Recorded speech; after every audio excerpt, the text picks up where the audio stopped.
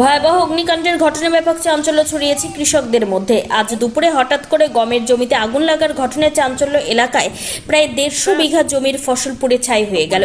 জানা গিয়েছে, পদমপুকুর গ্রামে প্রথমে গমের জমিতে আগুন লাগে। সেই আগুন ছড়িয়ে পড়তে পড়তে প্রায় বাবুপুর অঞ্চলের ইকরাবাড়ি গ্রামে এসে পৌঁছায়।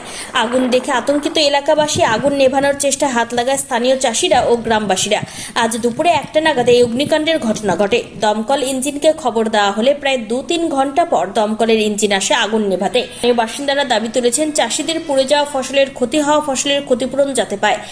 অবশেষে আগুন আয়ত্তে আসে। ঘটনাস্থলে পুলিশ থেকে শুরু করে দমকল বিভাগের কর্মীরা উপস্থিত ছিলেন। এখানে ঘটনা হচ্ছে যে জমিতে গম ছিল, গ্রামের পশ্চিম প্রান্ত, এক কথায় পদমপুকুর বা রেল লাইনের ওই সাইড থেকে কেউ বা কারা আর কি, এটা হয়তো জমিতে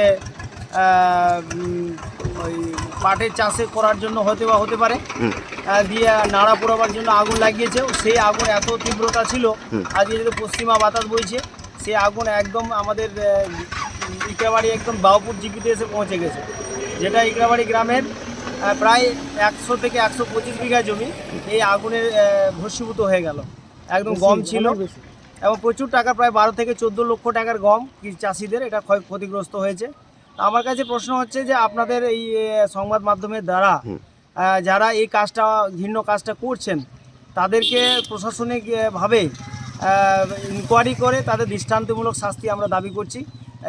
এর আগেও এই ঘটনা ঘটিয়েছে বা এরকম আগুন লাগছে, প্রতিবার আমরা কিন্তু এই সমস্যার মধ্যে ভুগছি।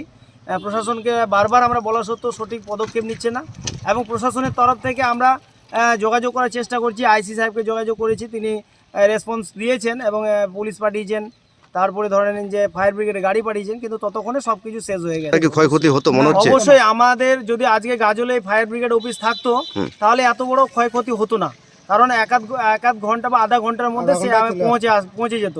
কিন্তু সেখানে 11:30 থেকে 12টা মধ্যে আগুন লেগেছে। ততক্ষণ থেকে আমরা খবর যোগাযোগ করার চেষ্টা করছি বিভিন্ন মাধ্যম দিয়ে, বিভিন্নভাবে, কিন্তু গাড়ি এসে পৌঁছাচ্ছে 5টা, 5:30টার দিকে।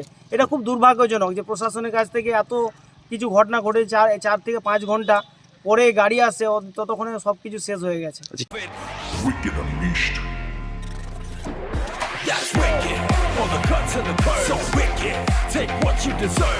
EBS Raider, unleash your wicked.